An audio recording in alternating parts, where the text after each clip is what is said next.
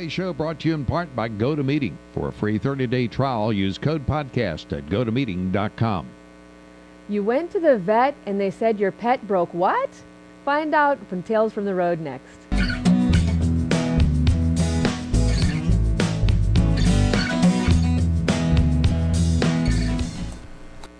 Broke what? What a way to introduce an episode.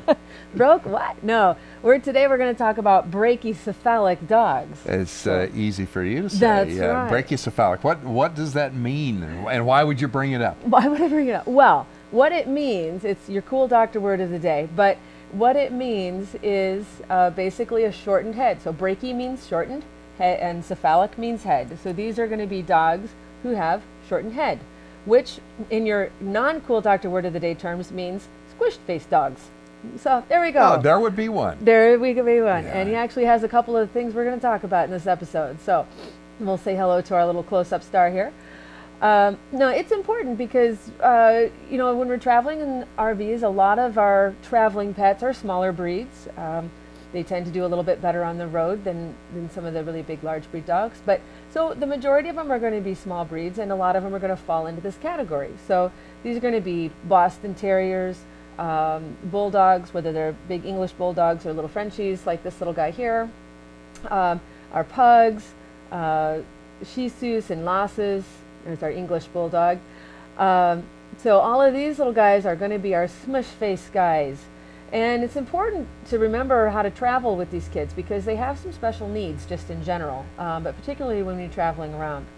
Because we're going to be going maybe to places that have different humidity levels or different climates, different elevations, and that's going to really play a role in all of these. Yeah. So people initially get attracted. I mean, they're cute. Yeah, Oh, you have to admit, and they're a convenient size, and so there's a lot of positives there. Oh, absolutely. But what are some of the things that can occur that maybe as the pet ages?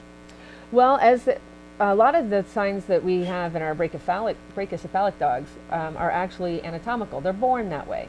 And so we typically tend to see problems with them as they become young adults and middle aged because they're having to deal with these anatomic issues. So a couple of things that we can see are going to be things like, we call them stenotic nares, which means you got these little narrowed in nostrils like this, okay? And our little close-up. Can you do that demo again? Yes, it's fantastic. Actually, I think Courtney could probably put up one of our dog pictures to show that. But anyway, so we have these little, there we go, these little coffee stirrer nostrils. And then another part of it will be what's called an elongated soft palate. And what that means, which you can't see from the outside, is actually the soft part of the roof of your mouth. Okay. It's called the soft palate. So you got the hard palate and then the soft palate that's further back. And the problem with this is that even though their skull and their face is shortened, their palate is not. And so it basically gets all stuck back there and gets in the way of the airways. And so that causes a lot of trouble, and that's why you get the kind of noises from, right. From those dogs. So is that how you find it? I mean, is that one of the first symptoms that the dog's breathing sounds different? Yeah, they sound like a freight train, some of them. So, they get in there, especially when they get real excited and they're all happy and everything. And we'll see them, they come into the clinic and they're just, the whole time they can hardly breathe. And it really makes you just want to take big, deep cleansing Zen breaths for them. But they do. And it's not just so much that they'll never make it as a ninja and sneak up on people, but it's really more of an issue with all of the extra effort and all the obstruction in the airway that happens, and so all this extra effort that they have to do just to get air to move in and out. And if you've been in closed confined quarters like an RV, or if you've been trying to sleep across the camper from someone who has a big snoring problem, we are not talking about spouses here. Okay, talking about pets. But those kinds of things can be quite annoying to you as a traveler, but it also is a huge health risk. So everything's pushed back, and the soft palate goes back, right? And then the trachea, it actually and then the trachea sometimes will be, it doesn't compress it so much as the third component is that the trachea is too narrow. So you get to breathe in through a coffee stirrer, go through a pushed up sleeve in your throat, and then down through a slightly wider coffee stirrer. So right. So it makes it a lot harder. So when you're, and that would be a severe case. I mean, and not all dogs have all 3 of these problems together. But the long-term effect is kind of a burden on their system. Yeah, it's a right? huge strain. And so they have to work a lot harder, and they can actually collapse parts of their larynx in their throat area and need surgery for that. And it can also put a large strain on their heart. And we don't want to forget that also, in addition to these are also some of our most obesity-prone breeds. So pugs and our little losses and chisos can get hugely overweight as well because they're not as active.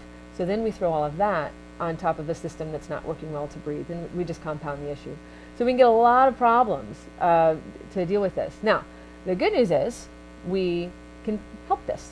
We can fix this so that they don't get into heart problems and they don't have difficulty breathing and they don't pass out when it's 90 degrees and all that kind of thing. So humidity, I mean, high levels of heat and humidity are really hard on these. Really hard on these breeds. Yeah. Sure. Well, I mean, just even when we go outside, and, you go outside and if you're in northern Indiana the last week, it's been like 95 degrees every day. But you go outside and you come out of the air conditioning building, you walk outside and you go, and so it's and they do that too, except that they can't breathe well. So yeah, it definitely makes a huge impact. And elevation, when there's less oxygen as well, if you're going up into the mountains or something, that's going to make a difference for them too. So what sort of, you can detect this, first of all, just by listening and recognizing that, and then at what point do you say, I really need to get to my vet to really see, is this really a problem? Right. Well, this is going to be something that hopefully you're going to be picking up on your regular wellness exams. And so most pets, typically, unless they're in a crisis mode, like they've gotten overheated or they've gotten beyond their reserve capacity and are having a medical emergency, most pets with these problems are not going to come in specifically for this, unless, of course, you've seen Tales from the Road and go, oh, geez, I should ask my vet about that. but anyway, these are going to be found on wellness exams and on most physicals.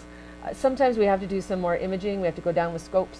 Because some of these structures are way down deep in the throat and you just can't get to them awake. And so sometimes we have to do that. But basically the whole goal is, we take our breed, we take our physical exam, imaging if we have to do it, and find out what all the issues are in there, whether it's x-rays or scope or whatever. And then we need to try to get that back as close to a normal cephalic dog as possible. So we're going to take off the extra soft palate. We're going to open up the nostrils. Can't make the trachea wider, but usually if we can get these other 2, they're okay. And then what role does weight control play in this? Oh, huge, yeah. I mean, we've talked a lot about the weight, the benefits of weight control anyway, but when you already can't breathe well, to get all of the extra fat that's surrounding your lungs and heart and throat and head and everywhere out of the way is going to be immensely helpful. Okay, so the prognosis actually could be pretty good if you have some early detection. Absolutely. Associated with that. Yeah, early detection, prevention, early intervention. That's all we can do every episode. We can say that.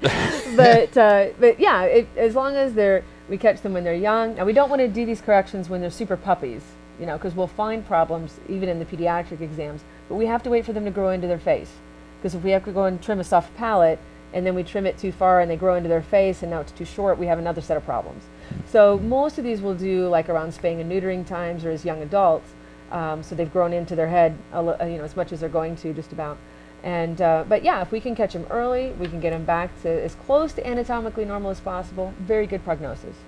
Goes down less, of course, when we have maybe allergic airway disease or some other respiratory problem that's happening anyway. Right. Or they're very overweight, or we don't get to treat this problem until they've already had it and caused the heart strain and all that. So if you are in a shelter type situation and you have several dogs up for adoption, you like the size, would this disqualify if the dog was having trouble breathing, or would you not know what the source of that breathing difficulty would be? Well, you may not necessarily know. I mean, I think it's worth find the pet that is the best match for you, and you're going to go take them to the veterinarian as soon as you adopt them. Even if they've had most of their wellness care at the shelter, you need to get them to a veterinarian for a full exam. So I would get them in there and have them assess it and say, okay, hey, some of this breathing stuff is because he's brachycephalic. Let's make a plan of attack on that. and then we can deal with it if we have to. But Okay. yeah, I would not say automatically nix out the door, because the breeds that this happens in, they're lovely dogs. They're fantastic. So I wouldn't I wouldn't not get one of these breed dogs just because of this. 'Cause Right. every breed has something. Every breed Pick your has something. poison. Hey, and if you have So. questions for Dr. Wendy, fire up your Twitter account and use the hashtag TFTR, for Tales from the Road. And that message will get to Dr. Wendy, get through us here at RVNN TV. Also, of course, you can just send it to Tales from the Road, Yes. or Tales at RVNN.TV. While you are at your computer, go to the Pinterest board, because we have quite a selection of boards for each of our shows. We're also on Google+, as the reminders come up, Facebook, and of course Twitter. And but each of the shows on Pinterest has its own. So take a look at the Tales from the Road board on Pinterest at RVNN TV, and you will be able to find some pretty cool photographs, number one, and more importantly, cool information that can help you to enjoy your pet and keep your pet healthy and happy for a long period of time. That's right. So, Jill, thanks very much Thank for you. joining us. I get to read, it says leptospirosis. Leptospirosis. That's what we're going to be talking about on next Dun, next dun. show. Yes, here it comes. All right, thanks for joining us here on Tales from the Road, and we'll see you next time.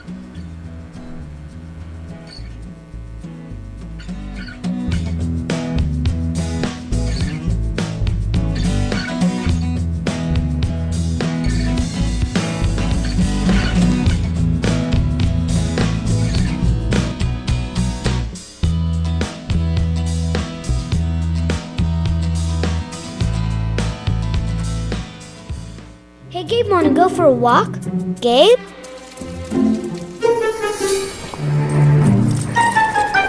Gabe? Gabe?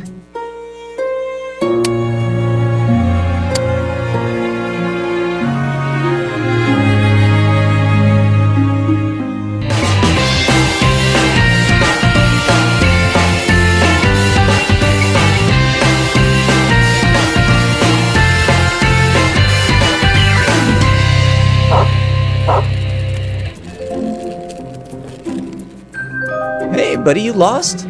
Hold on. If your pet is the adventuresome type, be sure he's connected to PetHub. A quick scan using any smartphone shares your pet's vital information so that even his wildest escapades have a happy ending. PetHub, reuniting pets with their families. Come on, Gabe, let's go home.